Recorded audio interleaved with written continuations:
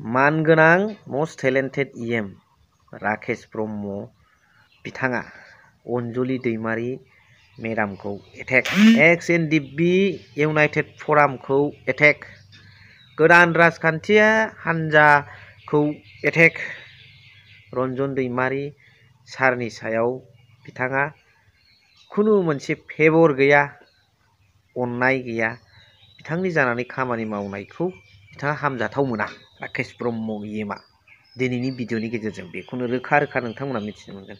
स' hello' everyone one second welcome back to the channel. दिनैनि गोदान भिडिअ नोंथां बयखौबो गोसो गोथारै बरायदों, लोगोसे आसा खालामो इसोरनि अननायाव नोंथां बयबो मोजां दं।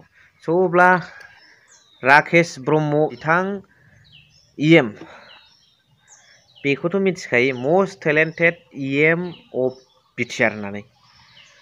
दुनियानि जगायन' इएम बा एमसिएलए होनोब्ला बिथाङानो खुनु रेसपन्सिबिलिटि गैयै। दा बे बिथाङा अनजलि दैमारि मानगोनां मेडामखौ रन्जन दैमारि सारनि बिनानाव, जाय बिथांनि आफादा मामोनलाय सिगाङाव थानाया वमेन बोरैबा फराममोन, बेयाव थाबोनानै गोलाव सम खामानि मावबोदों। लोगोसे बिपिएफआव थानानैबो बिथाङा गोबां खामानि मावदों, बेखौथ' बयबो मिथिखायो। दा आरो गोदान राजनितिक हान्जा दानानै माबा मोनसे इसुफोरखौ लानानै नेतृत्व होनो नागिरदों। बेखौ राकेश ब्रह्म बिथां इएमआ जिबादि रावजों सोंखारिदों बेयो जोंनि थाखाय, रायजो राजाफोरनि थाखाय एक्सेप्टेबोल नङा। राजखान्थियारि लाबालाबनि थाखाय नोङो राजखान्थियारि डायलग माखासे खोथाखौ होनो हायो, नाथाय ट्रेन्डिं ससियेल मिडियायाव जायखौ जोङो राकेश ब्रह्म बुंनाय खोथा बेखौ जोङो नुनो मोनदों, बेयो एकदमबारे मिनिं गैयै।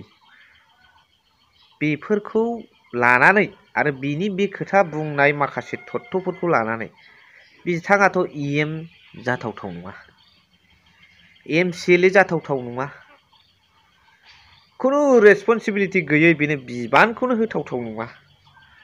साननांगौ बाथ्राया बेसो, बेबादि सासे जगायन' आरो रेसपन्सिबिलिटि गैयै सासे सुबुङा, सासे बेक्तिया माबोरै जोंनि बिटिआरनि इएम मोनखो? How is it possible for the people living in BTR? माब्रै जों रायजो राजा बिटिआर ओनसोलाव थानाय रायजो राजाफोरनि थाखाय बे जाथावगौ? एजन नेता हिसाबै तथा एमसिएलए हिसाबै जेनेकुवा धरनत ব্যৱহাৰ বেলেগৰ প্ৰতি ব্যৱহাৰ কৰিব লাগে, এই ব্যৱহাৰ কৰা যিখিনি মেনাৰ, সেই মেনাৰটো ৰাকেশ ব্ৰহ্ম ডাঙৰীয়াৰ ভিতৰত নাই। তেনেকুৱা ধৰণৰ ব্যক্তি কেনেকুৱা আমাৰ অঞ্চলত ইএম বা এমচিএলএ হ'ব পাৰে? এইটো ডাঙৰ কথা, এইটো প্ৰশ্ন কৰিব লগা কথা। তেনেকুৱা ব্যক্তি, ৰেসপন্সিবিলিটিহীন ব্যক্তি যদি ইএম হিসাবে আমাৰ বিটিআর অঞ্চলত যদি লং টাইম যদি ইএম হৈ পেলাই কাম কৰি থাকে, তেতিয়াহ'লে আমাৰ অঞ্চলটো নিশ্চয় বা নিশ্চিতভাৱে আন্ডার डेभेलपটো হৈ যাবই। আন্ডার डेभेलपआथ' जाथारगोनानो। डेम'क्रेसिखौ बिथाङा मिथिना मिथिया?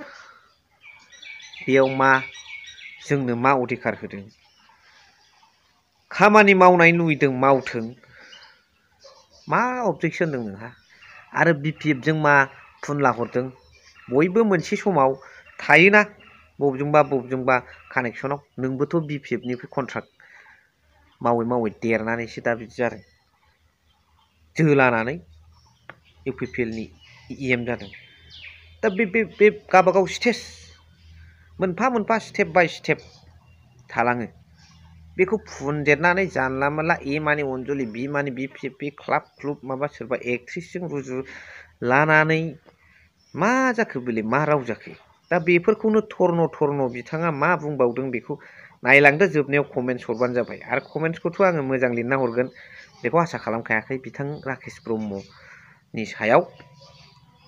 अब्लाबो नोंथांमोना लिरनानै हर, आं नेनानै थागोन। स' अब्ला नायलांदो। এই ধৰণৰ ৰাজনীতিক দল ফ্ৰাষ্ট্ৰেশ্যনত ওলোৱা এটা দল হয়। আৰু এই ফ্ৰাষ্ট্ৰেশ্যনত কোনো পাৰ্টি চলাব নোৱাৰে ইগ' ফ্ৰাষ্ট্ৰেশ্যন এইবিলাক লৈ পেলাই ৰাজনীতিক নহয় এটা সমাজক সকলো শ্ৰেণীৰ মানুহক লৈ পেলাই সমান ব্যৱস্থাৰে সমান অধিকাৰৰ কথা কৈ পেলাই মানুহে মানুহৰ মাজত সোমাব পাৰে কিন্তু যি দল গঠন কৰিছে মই শুনিছোঁ APB না কি এপৰটো অঞ্জালি হ'ল বিপৰ BPF হয় গতিকে এইটো কিবা দল হ'ব নোৱাৰে আৰু যিকেইটা আছে তেখেতসকল নতুন দল নিচিনা মোৰ লগা নাই সেইটোতো BPF দলৰে গোটেই লিডাৰসকল আছে কৰ্মকৰ্তাসকল আছে এই দলটো দলৰ নামত এটা ক্লাব বনোৱা বুলি তেনেধৰণৰ শব্দ আচলতে কোৱা যায় আৰু কি মই কৈছোঁৱে ইয়াতে তেনেকুৱা ধৰণৰ তেখেতসকলে XNDৰ নাম লৈছে কিন্তু বিশেষ বেছি শতাংশৰ XNDবিলাক UPPL দলৰ লগত যোগদান হৈ আছে UPPLৰ হৈ কাম কৰি আছে তেখেতসকলে কোন ধৰণৰ XNDৰ ভাল কাম কৰিবলৈ যাব এইটোতো কোনো ধৰণৰ মই ৰাস্তা দেখা নাই বা অনুভৱ দেখা নাই আৰু অঞ্জলি বাইদেউ তেওঁ এটা এক্ট্ৰেছো কৰা মই দেখা পাইছোঁ বহুত টাইম চিনেমা এক্টিং কৰে তেখেতে সঁচা জীৱনটোকে হয়তো এক্টিঙৰ ৰ'ল লৈ আছে নেকি এনেকুৱা ধৰণৰ এটা ফিলিংটো হৈছে কাৰণ মানুহ সজোৱা আৰু সমাজৰ লগত একেধৰণৰ ব্যৱস্থা ৰাখি পেলাই কাম কৰাটো এইটো বহুত ডাঙৰ চেলেঞ্জ আৰু এজনী এক্ট্ৰেছ মহিলাই কিমানটো সেই কথাটো বুজি পাইছে সেইটো কথাটো আমি ক'ব পৰা নাই অঞ্জলি দৈমাৰী ডাঙৰীয়াৰ নি যি দাদেশ আমাৰ ৰঞ্জন দৈমাৰী ডাঙৰীয়া তেখেতক ওলোৱাৰ কাৰণে আমাৰ UPPL দলে আজি 5 বছৰ ধৰি তেখেতক অহৰহ চেষ্টা কৰি আছে মই সঘনে মিডিয়াত কহি আছোঁ যে আমাৰ অমিত শ্বাহ ডাঙৰীয়াই এইটো আৰু মুখ্যমন্ত্ৰী ডাঙৰীয়াই খুব পজিটিভ অলৰেডি আপোনালোকে গমাই পাইছে বহু মানে কেছ এতিয়া আমাৰ অসম চৰকাৰত আহি পাইছে বা অসমলৈ আহিছে NIAৰ যিমানবিলাক কেছ আছিলে গতিকে মই দেখা নাই তেনেকুৱা মই দেখা পাইছোঁ ইলেকশ্যন আহিছে যদি অলপ মানে নাচ গানা কৰি পেলাই ক'ৰবাৰ পৰা অলপ চলপ ইফালে অংক কৰি বিল্ডিং উঠাব পাৰে নেকি তেনেকুৱা হয়তো হ'ব পাৰে এইটো ক'লোৱে